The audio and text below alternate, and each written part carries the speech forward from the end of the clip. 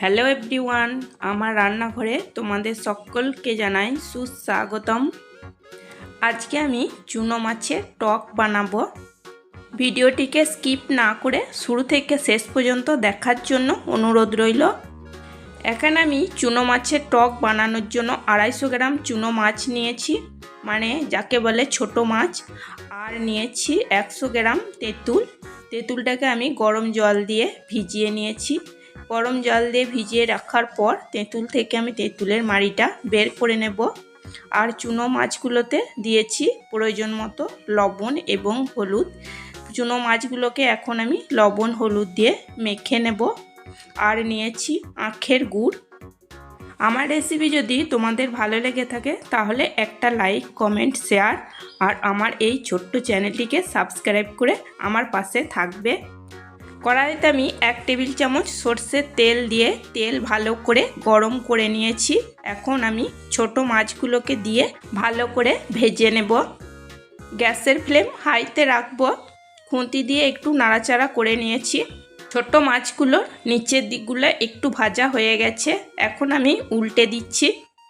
High ফ্লেমে মাছগুলোকে আমি ভেজে নিয়েছি। এখন আমি মাছগুলোকে নামিয়ে নিচ্ছি।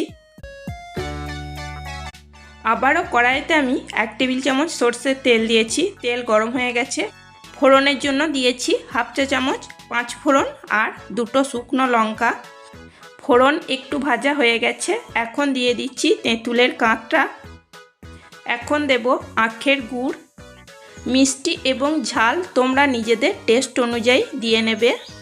কারো একটু টক খেতে বেশি পছন্দ হয়, আবার কারো একটু মিষ্টি মিষ্টি ভালো লাগে, সেরকম দিয়ে নেবে নিজেদের পছন্দ অনুযায়ী।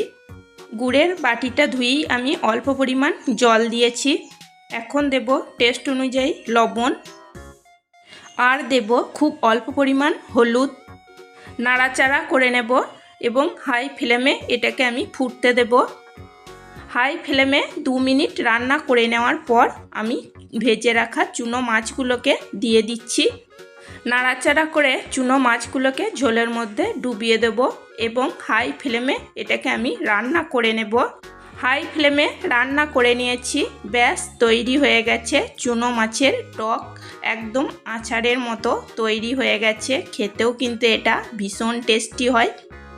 চুনো মাছের টক সাধারণত আমরা ভাত দিয়েই খেয়ে থাকি।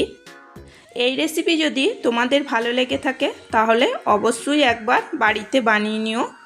দেখবে এটা খেতে কিন্তু খুবই ভালো লাগে।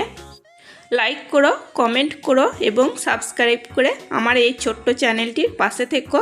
আজকের মতো এই পর্যন্তই। চলো টাটা, বাই।